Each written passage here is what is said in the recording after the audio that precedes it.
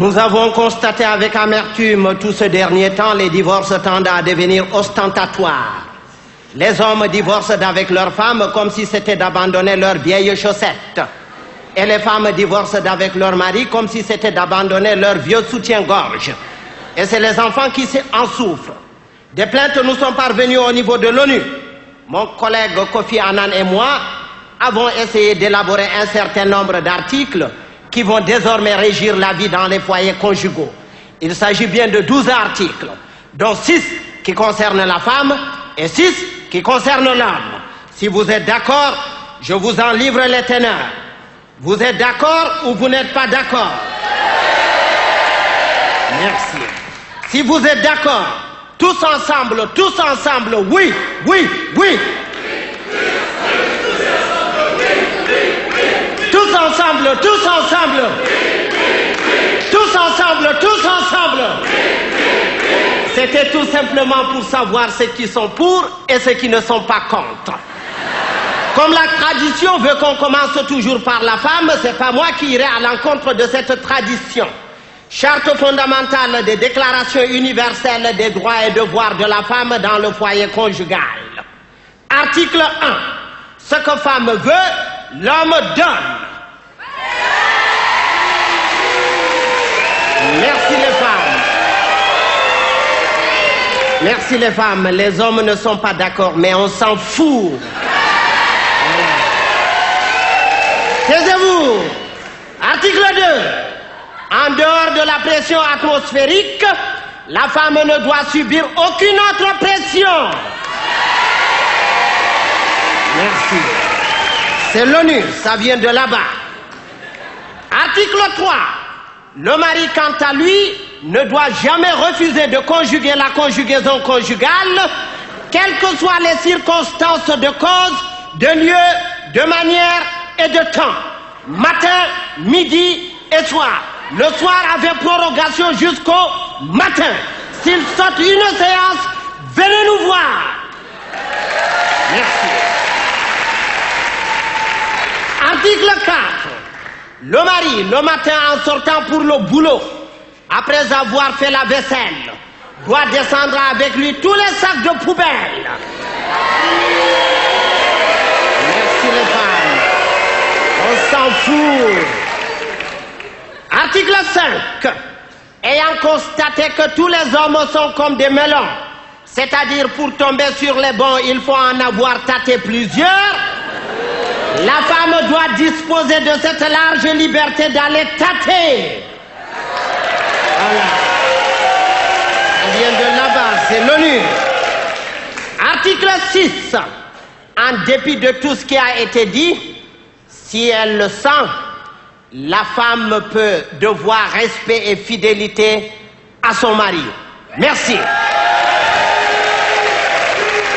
Voilà. Comme nous venons de lire les articles des femmes, il faut bien qu'on lise aussi les articles des hommes.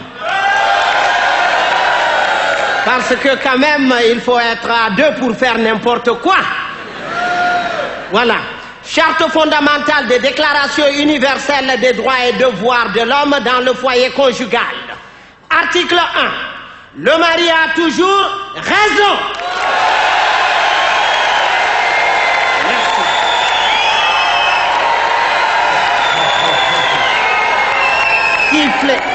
Siffler, tempêter, gouillailler, vociférer, on s'en fout. Voilà. C'est l'ONU, ça vient de là-bas. Voilà. Article 2. Quelles que soient ces urgences, la femme ne saurait se rendre au bureau de son mari sans l'avoir prévenu 48 heures avant. Merci les hommes. Voilà. Article 3. Même s'il arrive par hasard que le mari fasse avec une autre femme ce que Bill Clinton a fait avec Monica Lewinsky. Eh oui. Et qu'à la suite de cette découverte, la femme perd son contrôle au point de péter les plombs. Le mari, devant cette situation honteuse, ne trouve pas de raison valable de justification pour couper court ou pour la contraindre à la sagesse. Il lui casse copieusement la gueule à sa femme. Ce qui peut arriver. arriver de temps en temps. Merci. Taisez-vous. Taisez-vous. C'est l'ONU. Et l'ONU n'a jamais tué sans raison. Voilà. Et qu'à la suite de cette découverte, la femme perd son contrôle au point de péter les plombs. Le mari, pour la contraindre à la sagesse, il lui casse copieusement la gueule. Et qu'à ce moment entre un ami ou un visiteur respectable, la femme doit s'arrêter automatiquement de s'affoler, arborer un large sourire et faire comme si de rien n'était. Parce que même si la femme a raison, c'est l'article 1 qui s'applique. Le mari a toujours raison. Merci. Article 4. Si le mari est en forme, la femme doit automatiquement être en Formule 1. Si le mari a la grippe, la femme doit choper une crève chronique. Et si le mari a la pêche, la femme doit avoir une pêche d'enfer. Sinon, le mari est autorisé d'aller pêcher ailleurs. Merci. C'est l'ONU, ça vient de là-bas. Alors, c'est pas moi. Article 5. La femme, avant de se coucher, doit se vêtir dans sa robe de nuit, impeccable, honorable, transparente et surtout décapotable. Voilà. Merci, les hommes. Article 6. En dépit de tout ce qui a été dit, le mari doit respect et fidélité à vie à sa femme. Ce respect et cette fidélité doivent se manifester par la régularité, la ponctualité et l'efficacité dans la conjugaison conjugale.